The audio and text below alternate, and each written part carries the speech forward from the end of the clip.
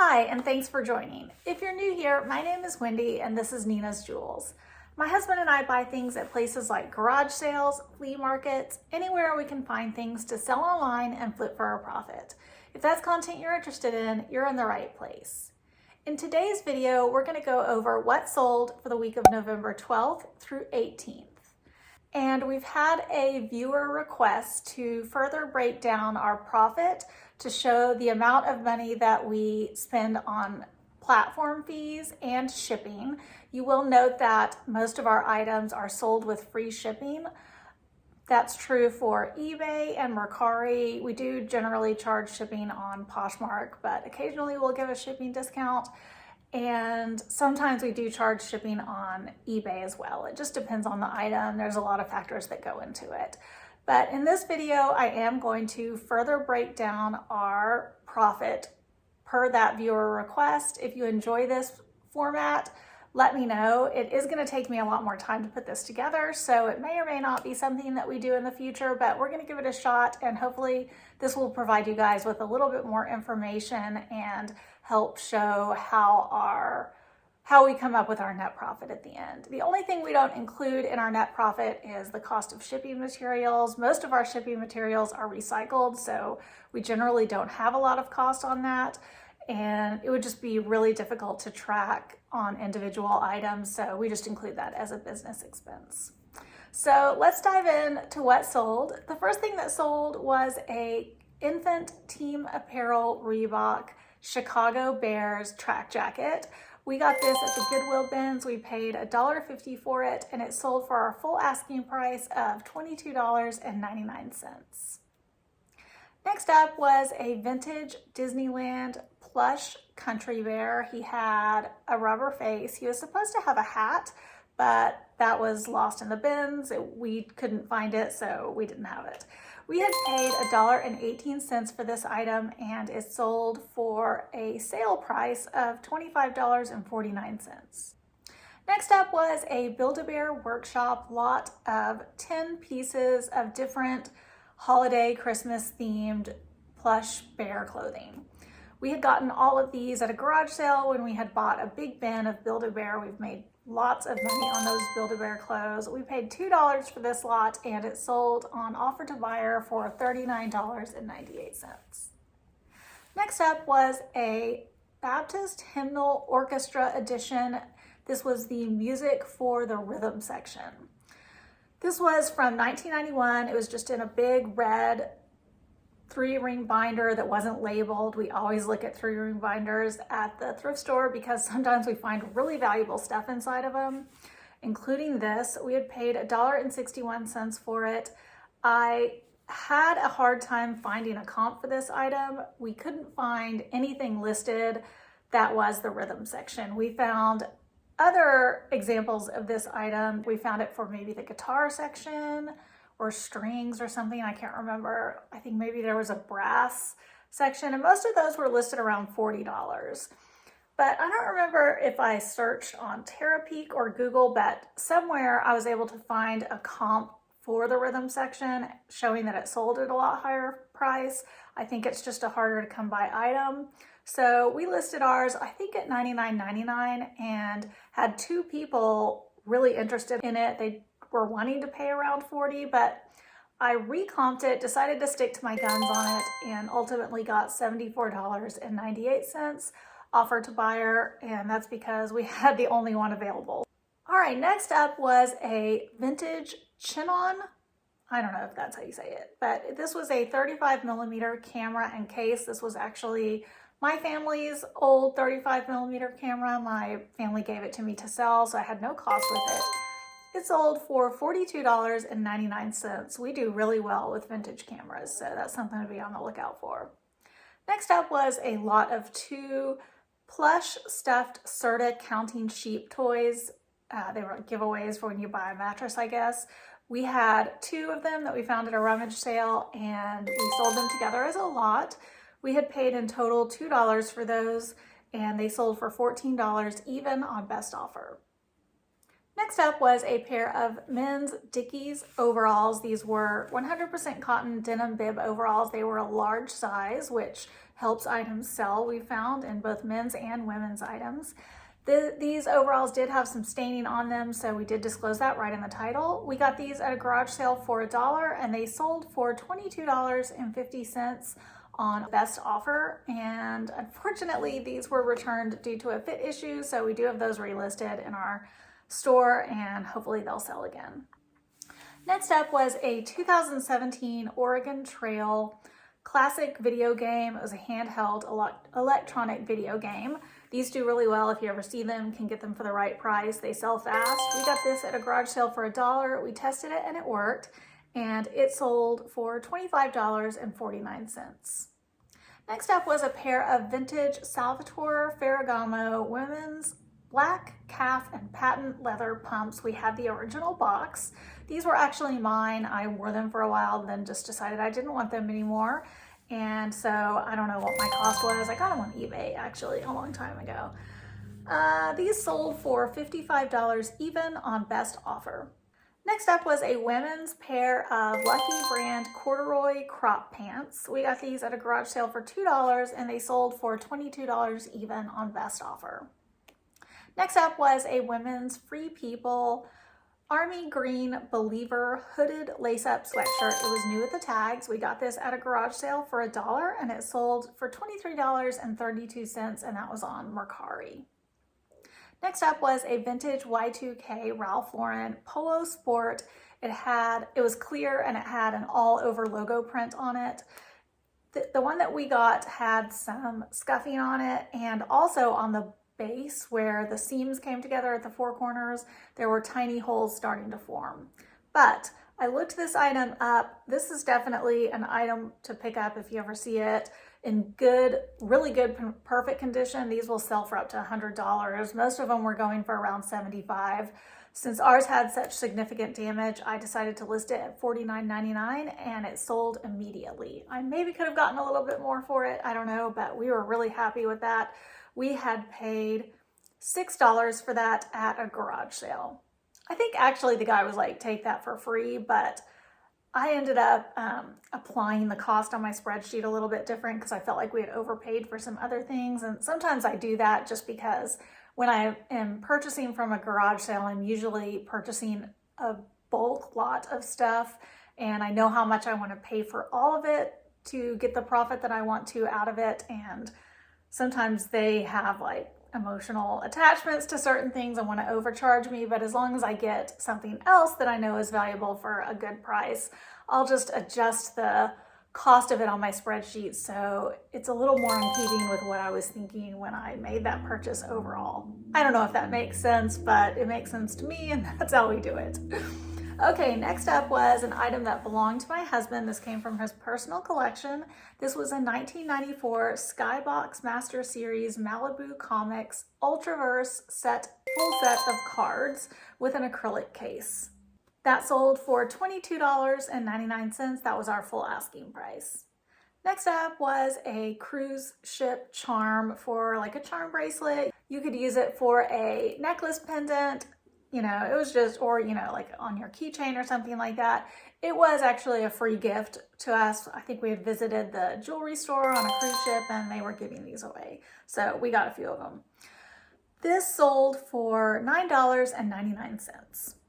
Next up was a vintage 1960s women's sage green 3/4 sleeve shift dress. It had pom-poms around the neck and maybe the sleeves. The pom-poms were damaged. The fabric on the pom-poms was like starting to disintegrate. We did disclose that. You'll see in the title where it says flaws, but the buyer said that she was purchasing this for a photo. So that was interesting. It sold for $59.99. That was our full asking price, and we had paid $5 for that item at a garage sale. Next up was an item that was mine. I just didn't use it anymore. The brand was Certified International, and it was a ceramic snowman candy bowl, and it was designed by the artist Susan Wingate. This bowl sold for $20 even on best offer. Next up was a Ralph Lauren women's blush cable knit cowl neck sweater. We got this at a garage sale for $1 and it sold for $22 even on best offer. Next up was a ResMed Quattro Air cushion face mask, new and sealed, and this was for a CPAP machine. I mention this every single time because I never want anybody to make a mistake or get in trouble for listing something on eBay, but be very, very cautious with medical equipment, specifically CPAP machines. A lot of medical equipment, including CPAP machines, are by prescription only, and you cannot sell prescription items on eBay. There are components of the CPAP machine, like the consumable masks, like this one, that are not prescription and can be sold.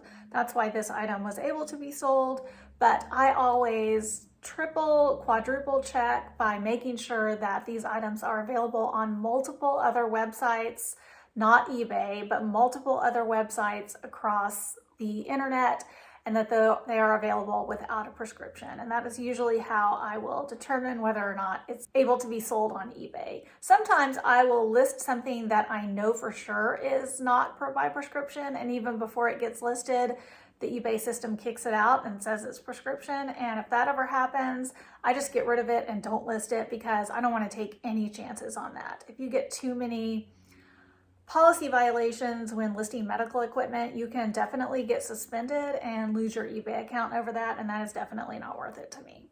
But this item was able to be listed, and we sold several of them. This was gifted to us to sell by a family member, so we had no cost, and it sold for $39.99.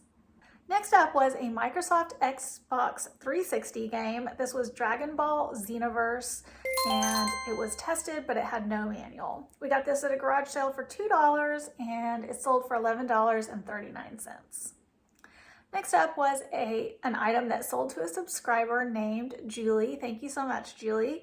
This was a pair of Duluth Trading Company women's brown heavy cotton blend pants. They were very nice heavy pants that you could use for outdoor activities or work pants because they were extremely thick and heavy duty. We got these at the Goodwill bins. We paid 92 cents for them, and they sold on offer to buyer for $18.68. Next up was one of my husband's old shirts. This was not an expensive shirt by any means. I think it came from Kohl's or JCPenney. The brand was Croft & Barrow, and it was just a short sleeve button-up plaid shirt. This was a shirt he used to wear when he worked in an office, and he no longer has that job, so he does not need very many shirts like that, and decided to sell it. I don't remember how much we paid for it. I'm sure we bought it in a store at some point, but it only sold for $10, but that's $10 more than what we would have gotten had it just been sitting in our closet, so we were happy with that.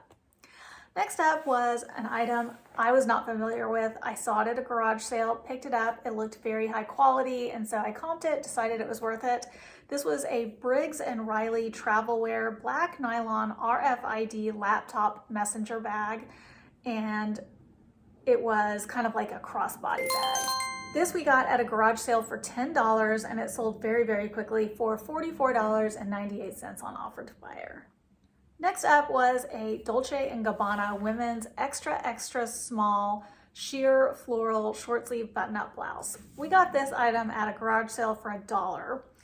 It did appear that it was originally a larger size, and it was supposed to be dry cleaned, and someone washed it and dried it. That's what it looked like to me. But it was not misshapen, it was just shrunken. So we did disclose that information right in the listing, included all of the measurements, but unfortunately it was too small for the buyer when she got it, and she is returning that item. We haven't gotten it back yet, but it is on our way back to us. And she had specifically referenced the measurement that was too small for her, so we will relist it and update the listing to include that measurement to hopefully keep that from being an issue in the future. But this item sold for $58 this time, although when it comes back, we will definitely be losing that $58. Next up was one of the turntables from the Costco pallet that we bought. That was a bad buy. I've referenced this in many videos, so I don't want to spend too much time on it. We do have a video that goes over all of our experience in detail. It's definitely a video that is not of great quality. We were very new to YouTube when we created that video, so you'll just have to excuse that, but it does have great info. This was a Victrola Premier V1 turntable and subwoofer. They were out of the box. They didn't have any of the original manuals or anything with it. It looked like it had just been returned as is, used and returned. Costco has a very loose return policy, which was one of the mistakes we made in buying that pallet. We had spent $47.18 on each of the items in that pallet, and we've made our money back. However, the amount of time that we've spent on that pallet and the amount of time it's taken the items to sell, it was not worth it by any means because we are just barely in the profit. But according to our pallet math or spreadsheet math, we are in the negative on this item, but technically we've already made all our money back on the pallet.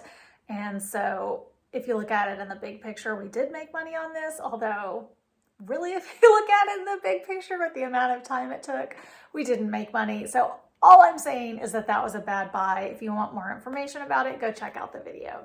The other big downside to the way this one sold is it went to Puerto Rico. And since we did offer free shipping on it, we definitely took a hit on that.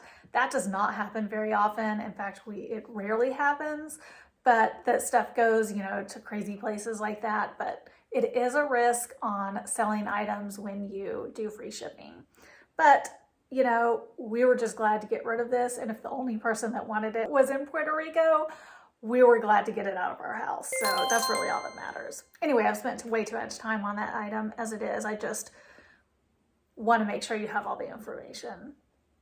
Okay, next up was a vintage cassette. It was new in the package. This was called On Blue Mountain by Scott Irely and the Philip Morris Employee Corral. Philip Morris as in Marlboro cigarettes. It was a really weird specific item, which is why we picked it up. It did take a little while to sell, but we picked it up for 24 cents and it sold for $18.99, so we were very happy with that. Next up was a vintage Singer buttonholer template set. We got this in the Goodwill bins. We paid $1.18 for it and it sold on offer to buyer for $15.18. Next up was a realistic 31-inch Melissa and Doug Basset Hound plush stuffed animal. Realistic stuffed animals can do really, really well, and Melissa and Doug stuffed animals can do really, really well, so that is something to be on the lookout for. This one we found in the bins. We paid $1.03 for it. It was missing the tush tag, so that did devalue it a little bit, and I think that made it take a little bit longer to sell. But ultimately, we sold it for $50.38 on offer to buyer, and we were happy with that. Next up is a lot of 2 Nike men's long sleeve polos with TCU embroidery on it. We got these at a garage sale for $6 total, and they sold for $42.38 on offer to buyer. Next up was a genuine Maglite V1 rechargeable AC power wall adapter. This was gifted to me to sell by a family member, so we had no cost, and it sold for $17.98 on offer to buyer. Next up was another one of the ResMed CPAP masks. We were gifted this to sell by a family member, and it sold for $35 even on best offer. Next up was another item that was gifted to us to sell. This was a 2009 Landshark Lager metal beer sign. We got this from a family member and had no cost, and it sold for $66.75. Next up was an item that I got at a garage sale. This was an item that I had been looking for a long time, just something I knew sold for a lot, and I always was like, oh, I hope I find some of those, and I finally did. This was a pair of women's Teaks ballet flats. If you ever see these, they are worth picking up for the right price. They sell fast. We paid $5 for these at a garage sale, and they sold for $100 best offer. Next up was a 2006 Department 56 Snow Babies Disney figurine. We found a bunch of these snow babies at a garage sale, and I comped all of them and only picked up the ones that were worth it. This one sold really fast. We had paid $5 for it, and it sold for $24 even on best offer. Next up was a lot of 2 Tupperware Disney Peekaboo tumblers. They had some wear on them and they had no lids. We got these at the thrift store for 27 cents and they sold for only $10. Probably not worth picking up, but they still sold. Next up was a genuine Dell AC power adapter. This we got at a garage sale for $2 and it sold for $16.99. Next up was a vintage Pyrex 2-cup measuring cup. This was in that big lot of photography equipment that we got at a rummage sale. I had pulled this item out and used it in my kitchen for a while and then ultimately decided that I had too many of these and just decided to sell this one since it was vintage. It sold for $23.98 on offer to buyer. I have $0 for my cost on my spreadsheet because we had paid a bulk rate for that photography equipment and I had already rolled the cost of this item into other stuff when I originally decided to keep it. So I didn't want to redo my math. Next up was a VHS of the movie Fire Down Below with Steven Seagal. It was new and sealed. This we got at an estate sale for 25 cents and it sold for $8.54. Next up was an 8-ounce package of Elmer's Goo. This is the pre-made slime and this one was in the scent Strawberry Donut. We got this at a garage sale for $2 and it sold for $14.99. Next up was a 22-piece window cling set and it had the Christmas movie Elf theme. We get these items at different stores when it's after holiday clearance and we'll get them like 75-90% off, and then we go ahead and list them in our store, and sometimes they sell throughout the year, but most of the time they sell right before Christmas. And we've just found that window clings sell really well. It's a weird little niche that we found. We got these on clearance for $1.62 and this set sold for $16.99 and that was our full asking price. Next up was a vintage 1999 Pokemon paperback of a book called Mewtwo Strikes Back. We got this at a church rummage sale for 50 cents and it sold for $9.99. Next up was some shoes that were gifted to me by a family member to sell. They were by the brand Kelly and Katie and they were leopard print cowhide flats. They sold for $34.99. Next up was another item that was primarily gifted to me. We lotted a bunch of stuff together that we had picked up.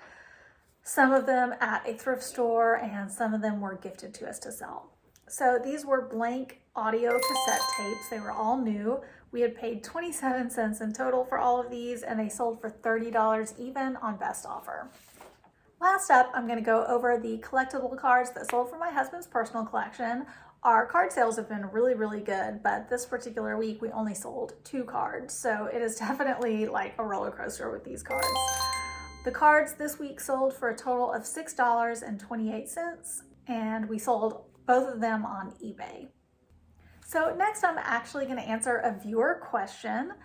I thought this was such a good question and it had kind of a complicated answer, so I decided to include this in a video. The question came from Ivan's Great Adventures 9542 and they ask, question, when you go on garage sale hunts, do you typically conceal that you're looking to flip items or just act as though the items are for yourself? And if so, do you think it makes a difference to the people selling them or do they seem to not really care as long as they're able to get rid of it? Thank you. So this is such a great question with kind of a complicated answer because my opinion about how we handle this or my method of how we handle this has evolved over time. When we first started going to garage sales and places to flip things, I thought to myself, like, there's no secret in this. This is something that people have always done. Even before eBay existed, people would go to garage sales and buy stuff, flip it at their flea market booth, you know, all kinds of different places where people had flipped things in the past before eBay was a thing. And definitely it's become more common now that eBay is around, but you know, it's something that's always been around. So certainly people are aware that a lot of the people at their garage sales are resellers. So I would just readily share it with anybody who expressed an interest in why we were buying items at a garage sale, and I would get really mixed responses. I found that some people didn't care at all. They were just glad to get rid of the item. They found it interesting that that was what we were doing. And then some people, you would see the doubt creep onto their face because they're like, am I getting ripped off on this item? Is this item worth a lot more? Should I be selling it for more? And in that case, I would consider that like a somewhat negative response because I would never want somebody to think I was ripping them off. So then we went through a period where we completely hit it. And, we did what I think every reseller goes through a moment where they're like, oh yeah, we're buying this item that's clearly not my size for, my aunt or my niece or whatever. But that just seems silly to me. We only did that for a short period. And ultimately where I've landed is I just kind of feel the people out. I don't readily share the information unless it's asked of me or, unless I'm engaging in conversation with the seller and it just comes up.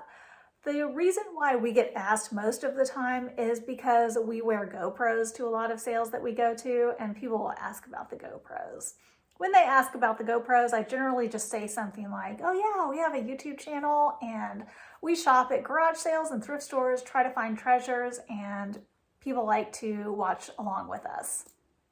And I pretty much leave it at that unless they ask more. And at that point, I'm definitely not going to hide anything. But if they're asking a lot of questions, most of the time, those are the kinds of people that don't really get bothered by it. And so I'm willing to share the information. But I think you just get to where if you're talking to somebody, you can kind of see as you're talking to them, what their reaction to the situation is and what their comfort level is just based on their facial expressions. And, I guess I just kind of let that dictate how much I share also. So it is a little bit complicated. I will say that I just don't go out and readily share the information unless I get asked about it. But I'm definitely not hiding anything either. I mean, my attitude about it is the person has that item at their garage sale, you ask them how much it is and they tell you, and most of the time we don't wheel and deal a lot unless something really is just overpriced and we're not going to be able to make enough money with the price that they have it listed at. And in that case, I think it's fair to wheel and deal. But, if I see a $500 item and they've got it sitting there for $10, I'm going to give them the $10. Unless I just don't know how much it's worth, which sometimes happens. And then usually I'm like, well, I should have just given them the 10. But, so that's kind of a complicated answer, but I think that is essentially kind of our methodology. And that is to just, feel out the situation and see how they're responding. But we don't just walk up to somebody and say, hi, we're resellers, because that's just a little awkward, no matter what. Hopefully that answers your question. If you have any more specific questions about that topic or want me to, provide more information, let me know. It's maybe not as straightforward or as easy of an answer as you would hope, but that's my answer. If you want more information about that or have any other questions that you want us to answer, just comment below and sometimes I'll answer them in the comments and maybe sometimes I will share them on the video if I think it's a question that other people have or maybe just requires a little bit more time.